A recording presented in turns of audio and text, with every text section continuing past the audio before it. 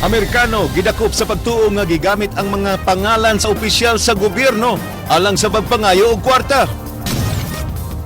Usa ang patay sa gihimong anti-illegal drug operation sa kapulisan sa Lapu-Lapu.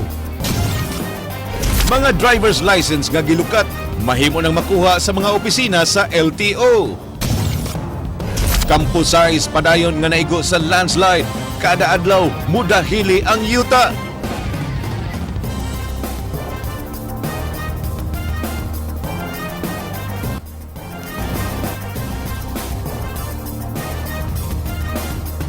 May hapon Sugbo, Kabisayan, Georgia, usa ka Amerikano gidakop tungod sa pagsulisit og kwarta aron makauli sa ila human giilad sa iyang asawa nga Pinay. Ang langyaw giingon ng ngilad gamit ang pangalan ni Cebu Governor Agnes Magpale ug ni Cebu City Vice Mayor Edgar Labella. Kini ang giaksyonan ni Jinky Rusit. Dinhi sa buhatan sa Vice Gobernador sa Sugbo, gidala sa kapulisan sakop sa Mambaling Police Station ng American National nga si Johnny Betts aron ipresentar kaniya ang langyaw nga giingong nangilad gamit ang pangan niya ug ni Cebu City Vice Mayor Edgar Labella. Kining suwat nga may tatak sa buhatan ni Magpale og Labella mao'y giingon nga gigamit ni Betts aron makasolisit og hinabang pinansyal sa mga tao human siya giilad sa Pinay niya nga asawa nga taga syudad sa Ozamis. Kagahapon, gidakop siya human nagpatabang ang taga Shopwise kabahin sa solicitation letter. Wa pa man di ko klaro kay atin tawag dito makos mandawi pagka hitabo ini. I just gave the go signal. Muna nga karon ko sige karon pa ko mahibaw gali nga hasta di ay si kuan Vice Mayor Labella. Nga vice ang iyang gusto no. Apan si Beth sa iyang bahin, hugot nga mihimakak sa pasangil. Giangko niya nga midangop siya sa mga establishmento, bit-bit ang suwat apan wa niya gigamit ang pangalan sa duha ka opisyal sa Sugbo. Ang suwat nga gipakita nangayo og panabang sa mga buhatan sa Vice Gobernador ug Vice Mayor ug dunay tatak nga dadawat kini sa maong buhatan. Posibleng na misinterpret lang kuno siya sa ubang mga tao. When people ask me, now, did you go to the mayor or did you go to the vice mayor? I can now have something like a receipt showing that, oh, see? Oh, they said, oh yeah, did they help you out? And I said, yeah, they did. Buot lang kuno ni Betts nga makabalik na siya sa Estados Unidos. Kaganiha, nangayo siya og pasaylo ni Magpale, apan ang duha ka opisyal nakadesisyon na sa pagpasaka og reklamo. Alang sa Aksyon, Bisaya, Jinky Rusit, News 5. Usa ang patay samtang duha ang nadakpan sa gihimong anti-illegal drug operation sa Dakbayan sa Lapu-Lapu. Kini ang giaksyonan ni Ray Pasaporte. Patay sa drug bust operation ang 26 anyos nga si Jolan Punay de la Cruz, taga Suong Unos sa Dakbayan sa Lapu-Lapu. Si de la Cruz nahiagom sa dunay samad pinusilan sa iyang dughan. Alas 3:30 no? Yeah. Mga to siya, pag manong lumo to, may agi din, may dagan. Naday nakakuan mo ginugdanay? Wala mo ginugdanay po. Nadakpan usab sa kapulisan ang magsuon nga sila si Joselito ug Julius Malingin. Gipalitan sa pulis si Julius og usa ka paketi nga gituhang shabu balor 200 pesos. Ini nga nadakpan na to, dito ginisuod sa kuan sa balay nga gisuod na to. So mo na itong nakuha sila. Matud sa team leader Espioto Roberto Pipito, human sa buy-bust operation, nakabantay si De La Cruz ug nibunot sa dalang armas. Nagkuha naman naman may sa lugar nga strategic location ba? Da distribute ng personnel na mo. Usa na mo kauban nakita nga gipuent og armas gikapit. Yes sir. Sir. So nga pagkita niya endanger na mong kauban, iyan na lang gito. Paano siya tiwa ka boto? Pero sige, nakadagan pa pipila ka metro si De La Cruz. Nakuhaan sab og duha ka pakete og armas ang napatay nga si De La Cruz. Nasakmit sa kapulisan ang 13 ka gagmayng pakete sa gituang shabu, drug paraphernalia og 200 pesos nga halin. Nabawi sab sa kapulisan ang marked money. Ang magsuong Malingin sa interview ni Himakak nga kauban nila si De La Cruz. Bago lang ang binlan na atol ba nga nabinlan ko ba? Ito ako natobli ito, kaya ilantan mo ako. Alang sa Aksyon Bisaya, Ray Pasaporte, News 5. Environmental Management Bureau sa DENR misusi na sa quality sa hangin nga nasinati karon sa Sugbo. Kini ang eksklusibong giaksyonan ni Ryan Sorote.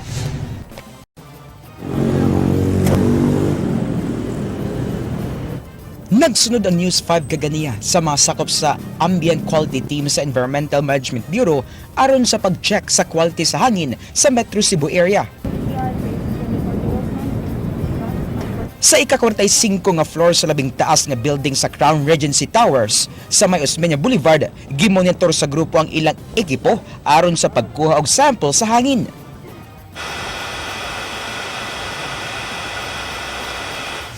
Usa ka oras nga i-monitor sa ekipo sa EMB7 ang hangin dinhi sa dakbayan sa Sugbo aron matino ang kalidad sa hangin nga giingong dunay haze dinhi sa Metro Cebu.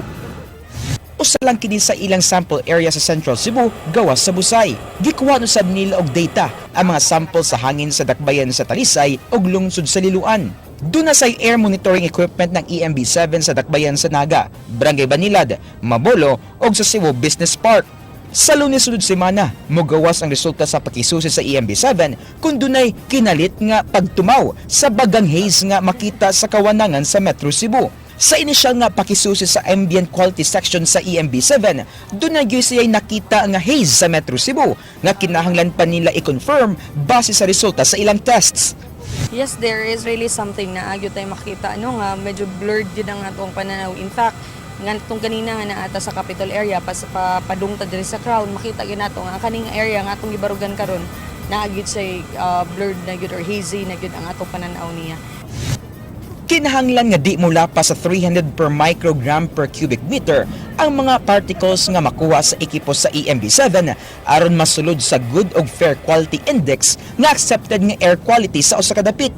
Pagkakaron, anaa pa sa good og fair ang quality index sa mga lugar sa Sugbo nga di pa nga ikabalaka sa publiko. Posible usab matud pa sa ambient team sa EMB nga dunay atmospheric inversion diin maglutaw sa kawanangan ang particles tungod sa mas bugnaw ang hangin sa babaw kung itandi sa ubos nga init na matikdan usab nga wa kaayoy hangin sa nakalabay nga mga adlaw mo nga stationary ang giingong haze sa Metro Cebu. Pero again, sa akong gisulti paghahapon, premature pa kung isulti kung unsa kabugaton or kung unsa naka-alarming ang sitwasyon karon. Ang haze gikan sa mga aso sa panghouse sa mga pabrika, sakyanan, construction sites o uban pang mga tinubdan sa pollutants. Kung galing moabot sa unhealthy ang air quality sa Sugbo, i-convene sa EMB ang ilang Metro Cebu Airshed Governing Board aron pangitaan kinig aksyon. Alang sa Aksyon Bisaya, Ryan Sorote, News 5. Usa ka semana nang nabatyagan sa mga residente sa Barangay Manipis, syudad sa Talisay, ang padayon nga paglihok sa yuta sa maong lugar. Apan city disaster wa pay konkretong lakang kabahin niini samtang mga residente nabalaka na sa ilang seguridad. Kini ang giaksyonan ni Leslie Caminada Vestil. Usa ka semana na ang milabay sukad nga midahili ang yuta dinhi sa Campus 6 Barangay Manipis, Dakbayan sa Talisay. Apan hangtod karon, wa lang gihapon maklear ang dan gikan sa mga nangatagak nga bato ug yuta. Kadaghanan sa mga residente sa mong dapit may reklamo na tungod kay alang kanila, delikado ang ilang kahimtang tungod sa lisod nga agianan. Sa inyo makita hingpit na gyud nga miabong kini mga bato ug yuta nga midahili gikan ni ining pangpang ug gani ang mga tao muagi pa ni ining mga malisod kaayo nga dalan aron lang yun makalabang sa pikas nga karsada ug mukupot niining nipis kayo nga pisi paingon sa ubos. Ang kahuyang sa pisi ug ang dulhugon nga agianan mo'y usa sa mga naghatag og kalisod sa mga residente nga moagi sa dapit. Gikinahanglan pa sab silang moagi ining sapa nga gihulagway nilang delikado panahon nga muuwan. Apoy jud tigtungas moagi pa jud katong mga bato-bato. Nya kuyaw kayo kung mag-uwan-uwan ba slide kayo. Nya kanang kinahanglan ka mo gunit og kanang PC para makaabot ka sa babaw. Nya kung mga tigulang maglisod jud taon luoy kaayo. Pan kung kini siya akong din siyang baon naghapon nagpato rami sa akong igagaw. Di ba lisod nya kapit Lisod kayo. pero dangog man.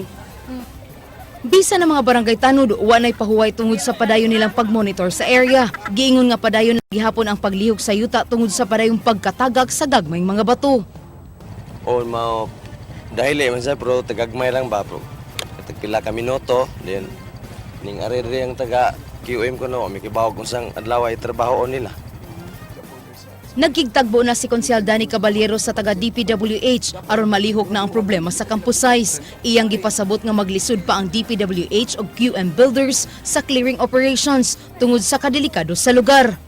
Diri sa Tabunok-Luoy kay sila mo na nga pangitaan nato nagpaagi ug unsay solusyon nato nga mapadali aron lang dili sad mahamper ang ilang inadlaw-adlaw nga panginahanglanon.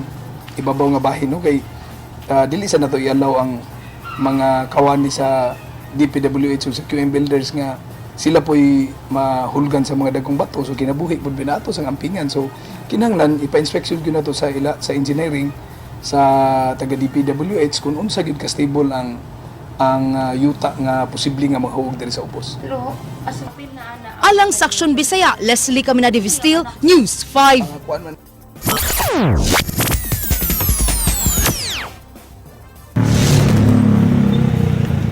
Nining si Manaha, atong gatiman ang reklamo sa atong mga kapatid sa pagkagubaon sa dalan sa boundary sa Barangay Lahok ug Kalunasan. Gidala usab sa atong atensyon ang kadelikado sa nadunot nga poste sa Barangay Tipadilla. Congratulations sa mga nahintungdan nga ila kining giaksyonan dayon. Ang Visayan Electric Company nga nakakita sa reklamo sa taga-barangay Tipadilla, walay langan mibisita sa lugar ug ilang nakita nga nalata nga poste nga gipanag-iya sa Globe Telecom. Ila usab nga gipahibalo ang telecommunications company aron matangtang ang poste ug mabalhin ang mga nagkutay nga kuryente. Salamat sa Beco nga ilang gihimo ang aksyon dayon. Samtang hingpit unya matuman o mupahiyong nga tamis ang mga residente ug mga motorista nga muagi diha sa may Peace Valley Lahog sa Higayon nga mahatagan og insaktong budget alang sa pag-ispalto sa karsada. Si Lahog Barangay Kapitan Jovito S. Taburada Jr. mibutyag nga iyang barangay walay igong gahin alang sa pag-ispalto niini. Apat ang mayor sa Dakbayan sa Sugbo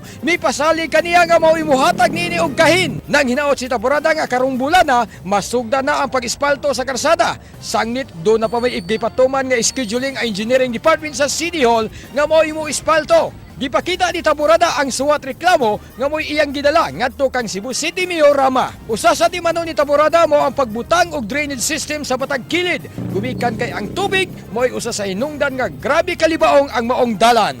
Totoo siya nga kwan, but ang proper nga agency ani ang city gyud kay may kapasidad ang barangay nga mubuhat ang mga proyekto kay dapat na siya.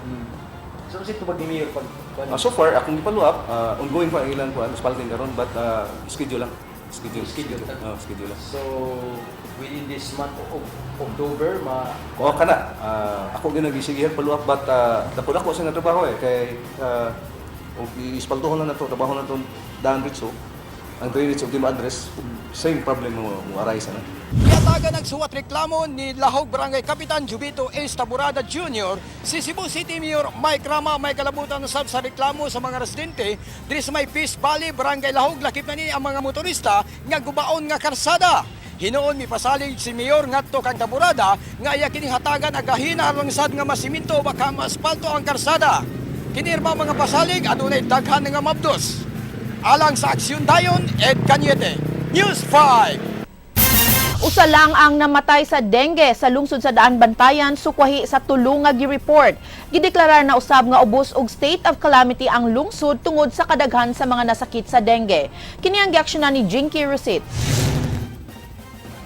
Usa ka team gikan sa Kapitolyo ang atuan na sa lungsod sa Daan Bantayan aron susihon ang kasamtangan nga kahimtang sa mga pasyente nga nagkasakit og dengue.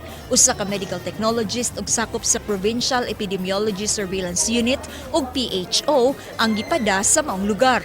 Kagahapon, miabot og kapin 50 ang gida sa Tambalanan tungod sa maong balatian, samtang usa lang ang kumpirmadong namatay tungod sa maong sakit. Ang tanan nga possible sources or kanang kabuhian dito sa mga lamok. Anha mo breed ang mga lamok, malata, mga butong, o kan mga bani sa saging, o bisag ka ng mga tanom. E di ba doon may mga tanom nga na ay tubig nga magpundo. So kana siya tanan, i-inspect gid na siya Gawa sa state of calamity nga gideklarar na sa LGU sa Daan Bantayan, gideklarar na sabang state of preparedness. Diin giawhag ang publiko sa pagtinabangay aron di na musaka pang ihap sa gipang dengue sa mong lungsod. Apan giklaro sa Kapitolyo nga sa tulo ka casualty usa lang niadto ang dengue-related case, sukwahi sa taho nga dunay lain pang duha. If ever, kung doon ay kinahanglanon nga i-refer kay puno ng ospital na to sa Daan Bantayan, ang pinakaduol is ang sa bugo. Ato na doon sa bugo. Kung doon na bleeding o lisod na gud, low na jud kay ang platelet, that on na dito sa Soto. Alang sa Aksyon, Bisaya, Jinky Rosit, News 5. Giauhag ang gagmay nga mga food manufacturers nga marehistro sa Food and Drug Administration aron katabangan sa mga ahensya sa gobyerno sa pagpalambo sa ilang industriya. Kini ang giaksyonan ni Ryan Sorote. Usa ang sugbo sa dunay daghang mga food manufacturing company sa Kabisayan. Apan matod sa Food and Drugs Administration nga sagad kanila ang wa pay rehistro. Nagpasabot kini nga kadudahan pa ang kalidad sa ilang mga produkto sa wa pa narehistro nga mga food manufacturers. Tungod ini, naghugpong ang mga local food manufacturers sa pag-umol nila sa Confederation of Food Manufacturers and Exporters nga nagbase dinhi sa Sugbo. Tumong sa grupo nga maagni ang gagmay nga mga food manufacturers, lakip na mga micro, small and medium enterprises nga marehistro og makapahimo sa mga libre nga training pagpalambo sa industriya. That's why we are pursuing the member to to adopt the standard so that they will produce a safe food. Muabag usab ang Department of Science and Technology o Department of Trade and Industry pagpalambo sa mga SMEs. Gikinahanglan ang pagpalig-on sa lokal nga industriya sa pagkaon sa Sugbo tungod sa pagsud sa mga kompetisyon gikan sa laing nasod tungod sa ASEAN integration. Dunay di mo minus 4,000 ka mga kumpanya sa pagkaon og mga butika ang gisusi sa Food and Drug Administration. Apan, dili nila kini maato og inspeksyon tungod sa kakuwang sa ilang mga tao. Din nilang sa Sugbo, 7 ra ang mga inspectors og tag sa Lalawigan sa Bohol ug Negros Oriental. Dunay di mo minus sa 50,000 pesos na multa ang makit ang makalapas sa lagda sa FDA. Dunay di mo minus 50,000 pesos nga multa ang makit ang nakalapas sa lagda sa FDA. O lisod kayo na no anchor kung wala gyud sila nakaabot sa mong standards kuyaw gyud as of quality. We're talking about the quality of the product, food products, and also of course its purity, no? Alang sa Aksyon Bisaya, Ryan Sorote, News 5. Bangi sa politika mo'y gitudlo nga hinungdan sa usa ka konsehal sa Dakbayan sa Talisay kung nganong sunod-sunod ang pagpanaktak sa ilang mayor. Sa mga job order employees din ang labing uwahi niini mao ang city treasurer sa syudad. Dako ang pagtuo ni Konsehal Danny Caballero nga biktima lang sa politika ang mga aksyon nga gihimo ni Mayor Johnny V. De Los Reyes sa tanang job order employees. Dili mo tuo si Caballero nga ang kakuwang sa pundo mao'y hinungdan kung nganong daghang JOs ang nawadaan sa ilang mga trabaho. Kagahapong adlaw nagpada si Mayor JVR og memo sa tanang konsehal nga mawad-an na sila og job order employee. Lakip na niini ang pagbalhin sa ilang tresurera nga si Emma Makuto. Kanina ko yung posibilidad nga pamulitika gid ni kay nga naman dili mo siguro na mo gihindran sa iyang sa ato ang budget no nga naamantay budget allocation sa ato ang mga job orders. Apan kanang duha mao na ginahinungdan dili sa siguro. Sa mga balita sa gawas sa nasud, napulo ang patay samtang 7 ang angol sa nitabong mass shooting sulod sa Umpqua Community College sa Douglas County sa Southern Oregon, USA. Ang gunman giilang nga sa usa ka Chris Harper Mercer, 26 anyos.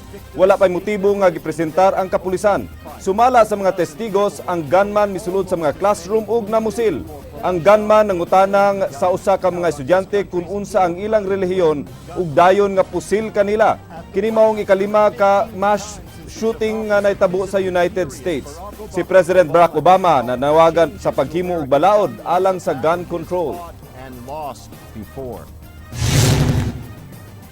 Usa ka sinkhole ang namat-an sa residential area sa St. Albans sa United Kingdom. Ang sinkhole adunay 20 metros nga gilapdon ug 10 metros nga gilawmon. Ang namuyo sa maong lugar gipabakwit sa mga tinugyanan. 50 ka mga balay ang nawad-an sa gas ug kuryente. Sumala sa mga bumbero, ila nang nakitaan ang gamay nga bangag niadtong Miyerkules ug gikatakda nila nga tapakan. Apan nakadawat sila og tawag, kalit lang nga midako ang lungag. Kini ang usa sa mga labing ulahi nga daghan nga mga sinkholes nga mikalit og butho sa UK. Indonesian President Joko Widodo misaad sa pagpalong sa forest fire sayo sa buwan sa Oktubre. Apan dihang iyang giinspeksyon ang Sumatra Island, wala makalanding ang iyang eroplano tungod sa kabaga sa aso. Ang haze gikan sa forest fire naabot na sa mga nasod sa Southeast Asia. Ang kabaga sa aso miresulta sa pagpanira sa mga eskwelahan ug mipugos sa mga tao sa pagbiya sa ilang mga gipuy-an. Mga nasod nga apektado sa aso naglalis kung kinsay angay nga basulon ug unsay buhaton sa pagsulbad niini. Ilang gikadlukan nga maapektuhan ang turismo ug ilang mga ekonomiya. Ang baga nga aso ni habol sa kawanangan sa nasod sa Singapore ug Malaysia. Ang presidente sa Indonesia mihulga nga silutan ang mga kompanya sa palm oil ug mga plantation nga nanag-iyas sa mga yuta nga gidauban.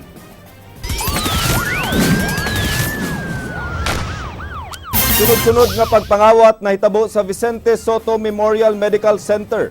Unang gituhuan sa mga investigador sa kapulisan nga inside job ang nahitabo. Kini ang giaksyonan ni Ray Pasaporte. Human gisulod og kawatan ang Vicente Soto Memorial Medical Center ni adtong Hulyo 20. Laing pagpangawat na sab ang nahitabo ni adtong Setyembre 21. Sa unang pagpangawat ni adtong Hulyo 20, sa buhatan sa admin office walay napasakaan og kaso ug walay suspek ang mga pulis. Gituuhan nga inside job ang nahitabo kay Master K ang gigamit. Pag-abli walay force entry ang nakita sa investigador. Apan sa ikaduhang pagpanglungkab, giligwatan na sa kawatan ang pultahan aron makasulod sa training room. Nga kabahin ra sa opisina nga unang gikawatan. Nakuha ang kwarta og mga butang nga mobalor ang tanan. Dulan 300,000 pesos. One, may laptop o kining mikon nga kamera o kining total ni o anay passport, anay cash. Ila karong gitandi ang nakuha nilang fingerprint sa unang kawat kung susama ba kini sa ulahing nahitabo. Dili mo to ang hepe sa theft and robbery section sa kapulisan nga masudlan og kawatan ang tambalanan kay grabe kahugot ang security nga gipatuman niini. Mo lagi kay stricto kayo nga establishment niya nasudlan pag iba. Ang mga CCTV anaalang sa palibot sa hospital o girekomendar sa kapulisan sa pagbutang og security camera sa mga opisina.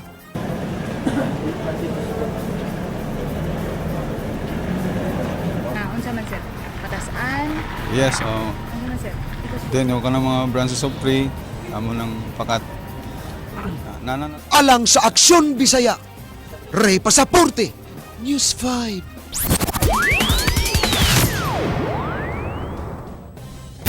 Police Regional Office 7 mo concentrate sa paggukod sa illegal nga drugas karon nga migamay na lang ang area of responsibility niini.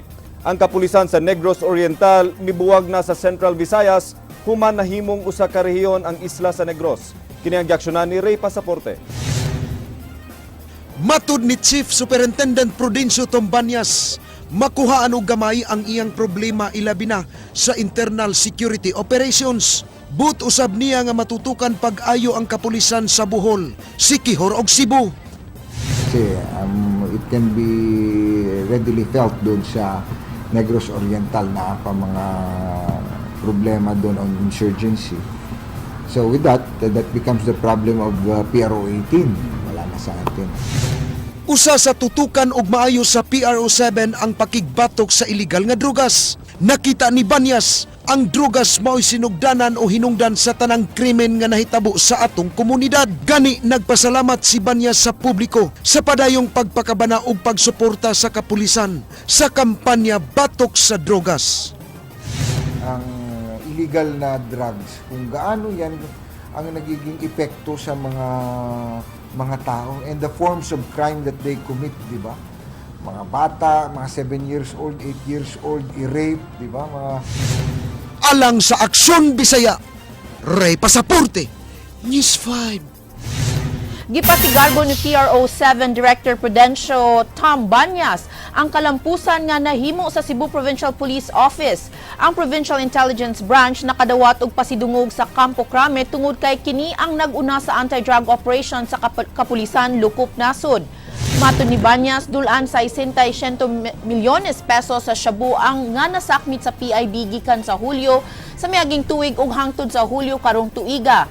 Nakadawat usab og susamang pasidungog ang Police Regional Office atol sa Police Service Anniversary tungod kay nag-una sila sa paggukod sa iligal nga drogas. Ang anti-drug operation sa Cebu Provincial Police Office mo'y nakatampo og dako nga nahimong number 1 ang PRO7 sa kampanya sa iligal nga drogas. Nakadaig si Banyas sa gipagkitang suporta sa provincial government nga nakahatag og dakong moral sa iyang mga sakop. Sila per individual, 2,000, 3,000, 5,000 at saka sa mga officers, 10,000, 15,000, 20,000 for large operations. So ito'y naghahatag motivation sa atong mga kapulisan. Talagang magtrabaho. Despite the dangers that they face. Gidaig ang sugbo sa malampuson nga pag-host sa milabay nga mga APEC meetings. 17 ka mga LGU sa Metro Manila nagplano nga himuon nga model ang Cebu alang sa mga APEC meetings sa kauluhan.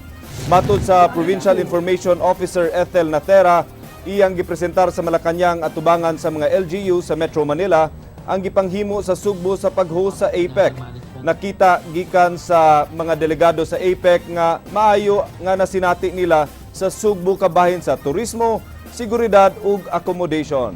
Ang gibuhat ay nato nga presence sa mga traffic enforcers ug uban pa nga mga agencies diha sa kadalanan. Ang kato sigurong pag-limit sa pag-agi sa mga sakyanan, pag-agi sa mga truck, even sa PUJs, it worked. Human sa hapit duha ka tuig nga pagpinaabot, LTO7 mipahibaw nga andam nang i-release ang kapin 20,000 ka mga driver's license nga natanggong sa ilang buhatan sukad 2013. Kung nganong nalangay kini atong sayron sa report ni Ryan Sarote. Doon ay uban nga dili na maprintahan ng backlog. Andam na ang kapin 20,000 ka mga driver's license sa Land Transportation Office 7 aron i-distribute sugod karong adlaw. Kabahin kini sa mga backlogs nga lisensya sukad niadtong 2013 hangtod karon.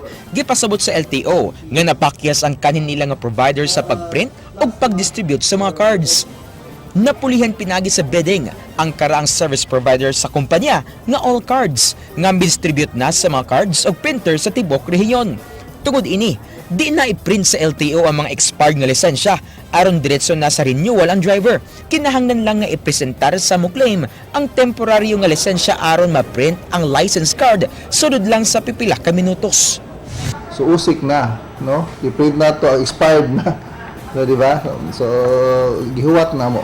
No, nga mo to nga anyway, that's only 15 to 30 minutes or usahay gani unahon ginamo sila. Mahimong makuha ang malisensya sa 18 ka mga lugar sa rehiyon. Dinhi sa Sugbo, dunay LTO Extension of Driver's License Renewal Office sa SM City Cebu, Talisay, Lapu-Lapu, Mandaue, Danao, Toledo, Carcar ug Medellin. Ready na usab ang mga lisensya sa Robinsons Mall o District Office sa Dumaguete, Tagbilaran, Hagna, Talibon, Bais ug Siquijor. Ang mga dakbayan sa Mandaue, Lapu-Lapu ug Sugbo ang labing apektado sa backlog sa mga lisensya. Din dunay mga distribution offices ang wa gyud maka-issue. Panginaot sa LTO nga babalik sa normal ang pag-issue og lisensya ug madugangan ang mga driver's license renewal office. Gihunong usab sa LTO ang ilang partnership sa mga drug testing provider. So ang negosyo ila. So kamo mo kontrata sa mall as far as the business is concerned. No, kami sa mall mag-istorya as far as the service is concerned. No. Hunungon na usab sa LTO ang pagpaubos sa seminar sa mga mukuha og student permit. Tagaan na lang ang mga aplikante og manual ug human ipaubos sa test aron malayo sa temptasyon sa pagpalit og lisensya. Alang sa Aksyon Bisaya, Ryan Sorote, News 5.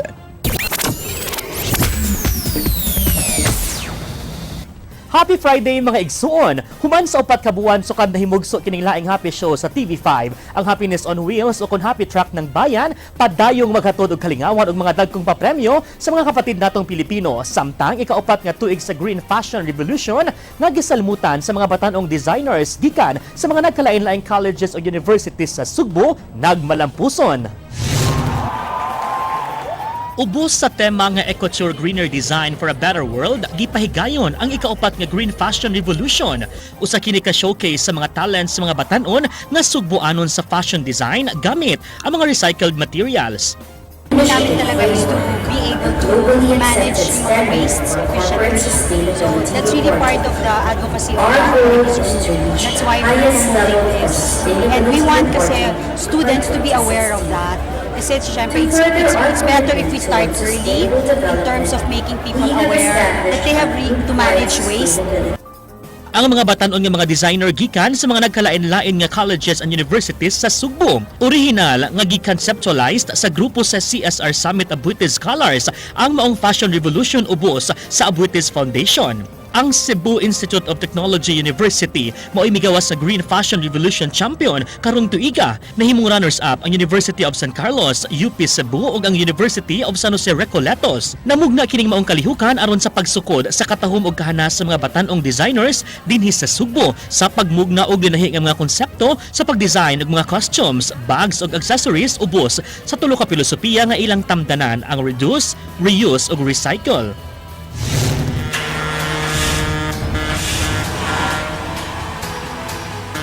Unstoppable ang journey sa Happy Truck ng Bayan sa paghatag og kalipay sa mga mindilyong Pilipino sa nasod.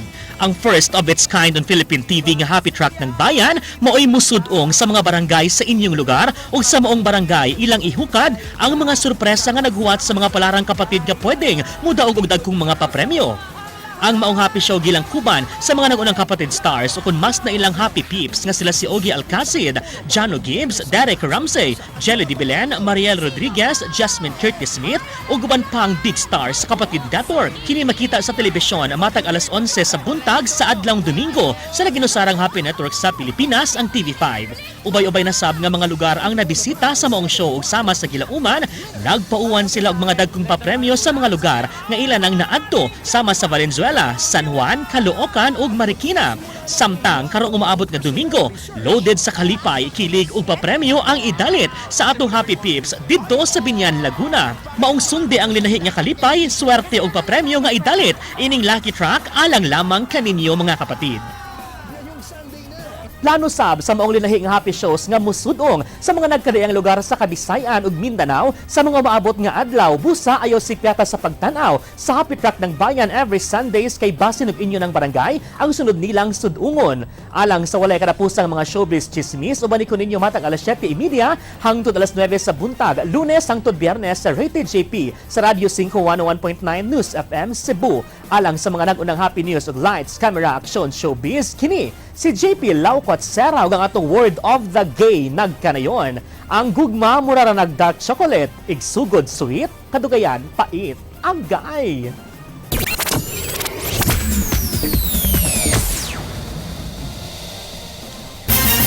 Bisura sa datong word of Bittersweet ang ano ba tinuod bitaw na kanang sa gugma ba kanang sa mga relasyon inigsugod nindot kayo. kadugayan, bitter na. Mag-ana mo kanindot.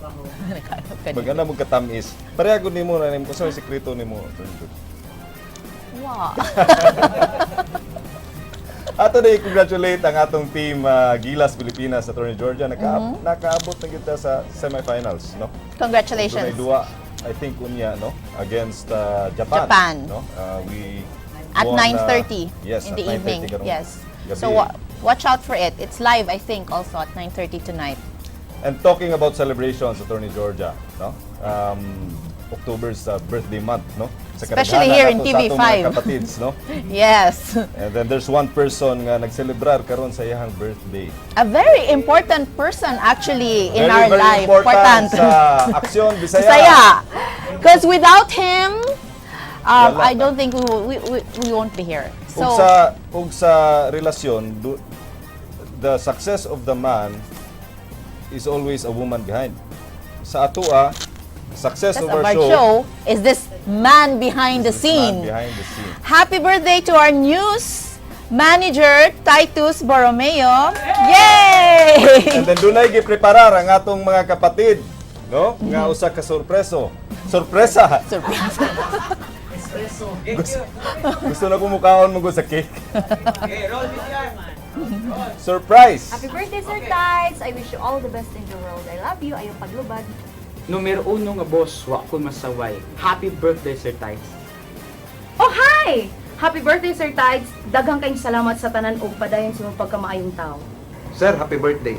May the God bless you always. Ako Osborne, happy birthday, Sir Titus. Sir Tides, happy birthday. Daghang salamat sa imong break nga gihatag sa kuha. Happy birthday sa akong suod o karaang amigo nga si Mr. Titus Borromeo, ang news manager sa TV5. Sir, kumusta? Dugay to makita, sir. Pero textmate kay ta. Pero mila ka masayop og text nga imbes adto ni Jinky ari padong nako. Hi, happy birthday. I wish you all the best always and continue being faithful and good to us. In behalf of your family, Nadia and Marvin, Kevin and Ivory, Shari and Charles, and your apo, Mateo, happy birthday. 143.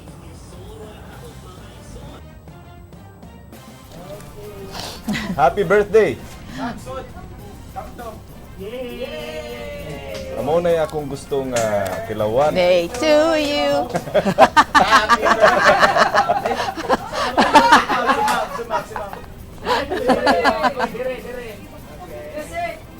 Happy song. Let's play the happy song. Bitaw. Wala tayo happy song? Oh, yeah. That was our very, very handsome news manager. Happy birthday, Sir birthday, Tites. Titus. And may you continue to be a blessing to everyone and may God continue to bless you too. Ug mao kadto ang tunga sa oras nga pagbalita sa Aksyon Bisaya. Ako si Glenn Sopo. Mga balita nga pundasyon sa ligdo nga kaopinyon o konkretong solusyon. Ako sab si Georgia Herrera. Wala tay music, happy. Bisan asa, bisan kanusa. Kantahin na lang JT. Kapatid, kay di lang kutob sa balita. Action! Happy birthday to you. Ako na like kanta. Day to you. Happy birthday to you. Happy birthday. Asa naman to itong celebration?